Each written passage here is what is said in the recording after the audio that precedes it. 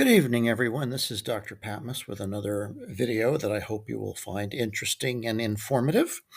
Tonight's topic is very different, and let me introduce the topic for you. So, I'm an internal medicine physician with additional qualifications in hospital epidemiology, infection control. But I also have a master's degree in management.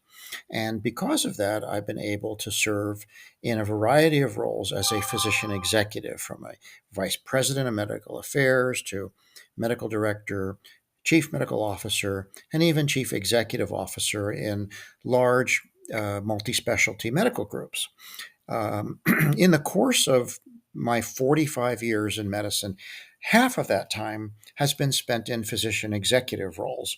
And so I've had the uh, privilege of recruiting hundreds of healthcare providers, mostly physicians, over the years for several different organizations. In the course of recruiting doctors, I have learned so many things that I think are interesting because I know many of you work in medicine and may also be challenged by having to recruit doctors. And so here's a couple of comments about this. Everything I'm going to discuss in the video can be found in the text below. Now, I am not a psychiatrist. I don't hold myself out to be one. I'm speaking as an internist and physician executive who has had to recruit and manage physicians.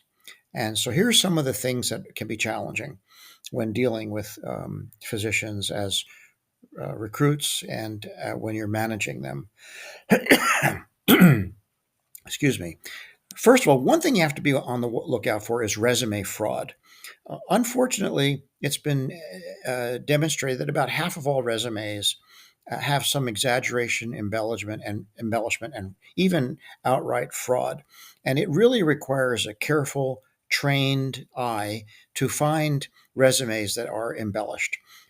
It may be a little better in healthcare than it is in other fields, but basically, anyone who's recruiting needs to know that if you look at 5 resumes, I guarantee you at least one of them will have some significant embellishment, fraud, or even fabrication. One of the things that has emerged recently is the use of AI as a tool to look for resume fraud.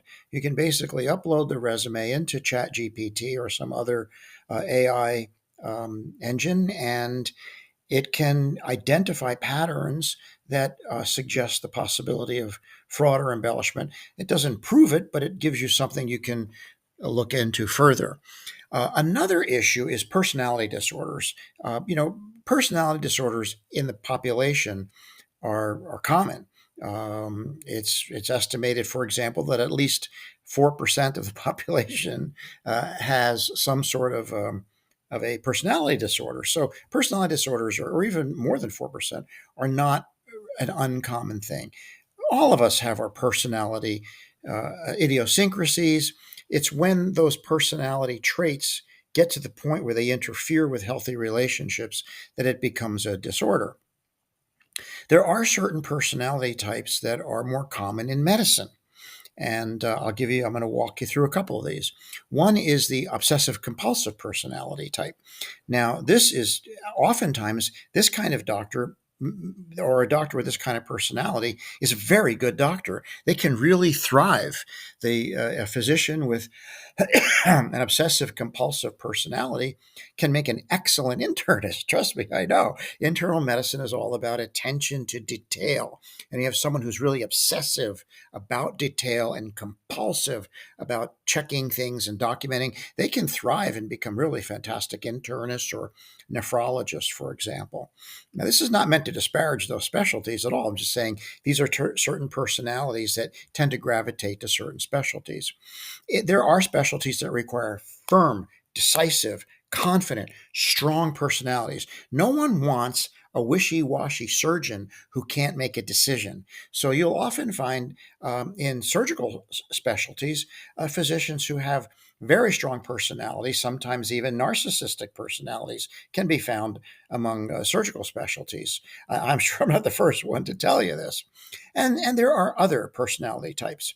In one particular personality type that I find very interesting, and that can happen in academic settings. And I've spent much of my career in academic settings. And there is one personality type that's really a challenge in the academic setting, and that is the narcissist who takes their narcissism to an extreme, the malignant narcissist. And how this can show up in an academic setting is if they don't get the credit that they feel they deserve for something, they can become very aggrieved and angry and retaliate against others. So there's this type of personality called the malignant narcissist with retaliatory envy.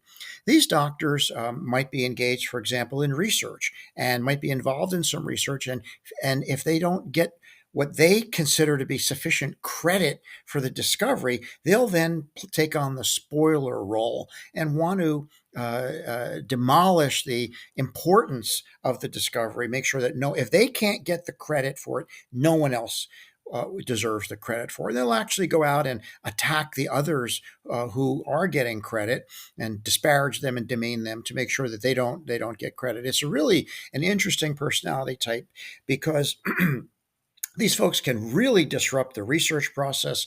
They can disrupt the dynamics in the organization, in the department, and cause a lot of friction. Um, so you have to really look for this personality type, especially in academic settings where there's research and papers being written and who deserves more credit on this paper, me or that person, and I did more work, so my name should come first, that sort of thing. For the person managing someone like that, I included a checklist down below on how to identify this personality type and how to manage them.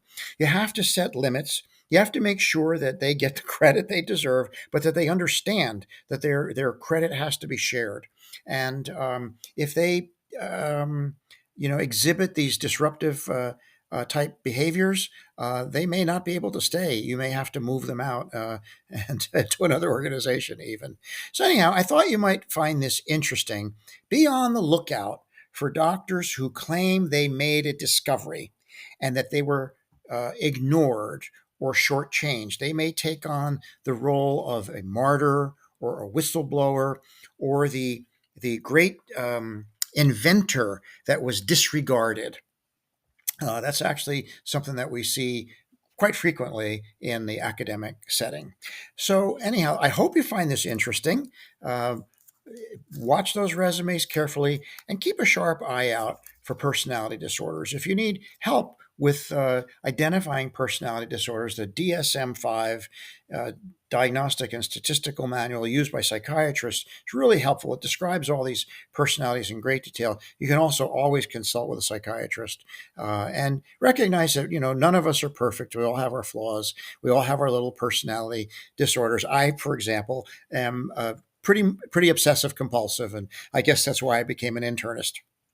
Anyhow, I hope you found it interesting, and have a good evening.